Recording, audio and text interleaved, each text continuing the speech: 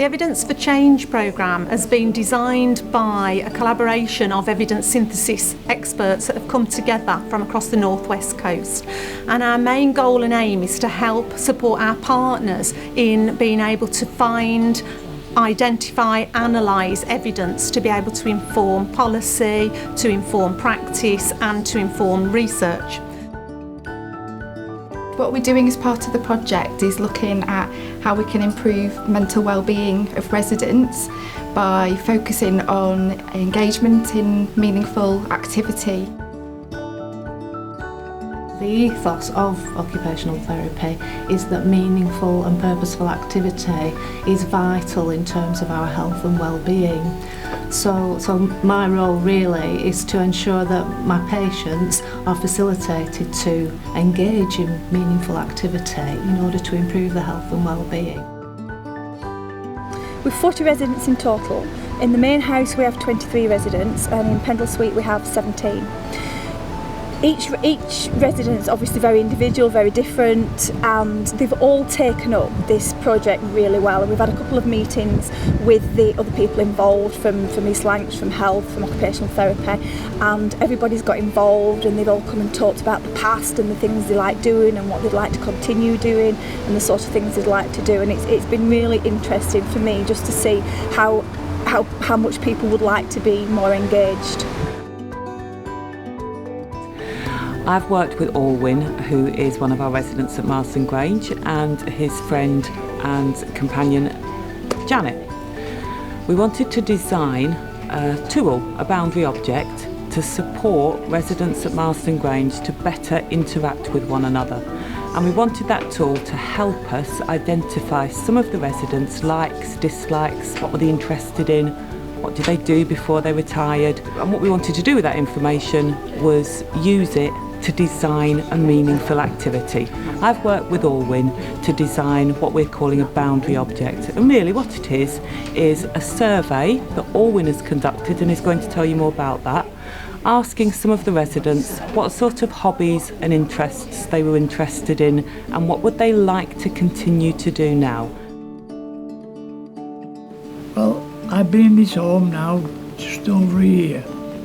I'm happy here because I met some people what were down a bit and I had to help them to realise what life was about. I offered to look after them and represent the people with the council meetings. Yes. And then I asked Janet if she would like to come in with me and help me to run and look after some of the papers what we had to deal with. Through Alwyn, I've been introduced to lots of different residents who've told me lots of different things about their life. For example, we have a fabulous resident who used to be the mayoress of Pendle and used to be a school teacher, and the residents have been able to tell us what the area Marston Grange is in used to look like. What was the park like? What were the offices and the buildings like when they were living and growing up here? From that, we've been able to go back to our Lancashire County Council Archives Department and pull out lots of old images and newspaper cuttings and laminate them. Alwyn has then been able to use those with a pictorial survey and consent forms to start brief conversations, we call them little chats, with residents to really collect all that individual information. What we've found has been absolutely fascinating. What we thought initially was that activity that Alwyn's really led on would enable us to develop different types of meaningful activity.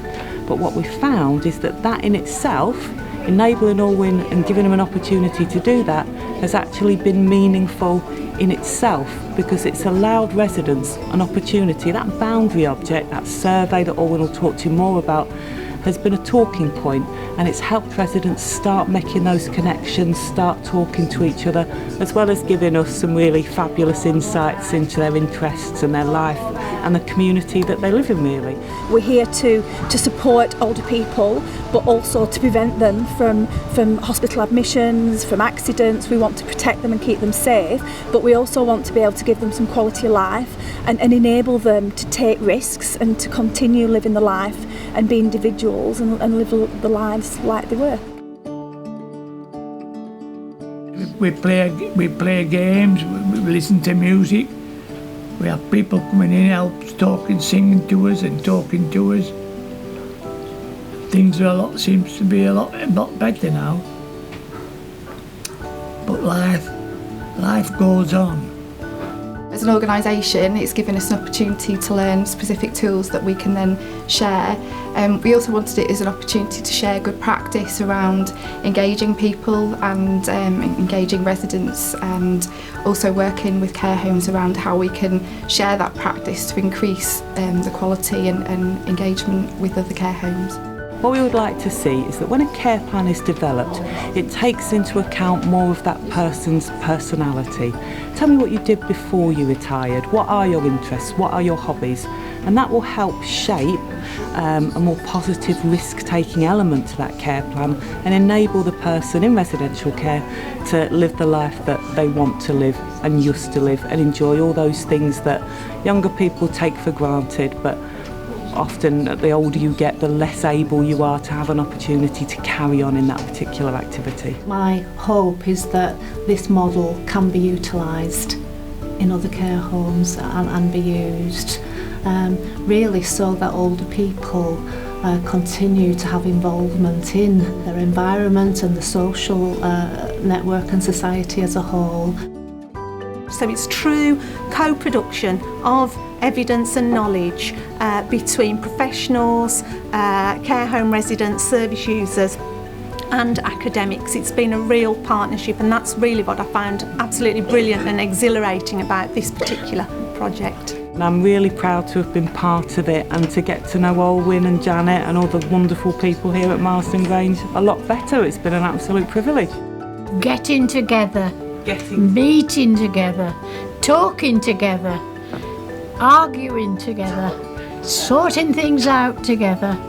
Yes, that helps more than anything, I think. Yeah.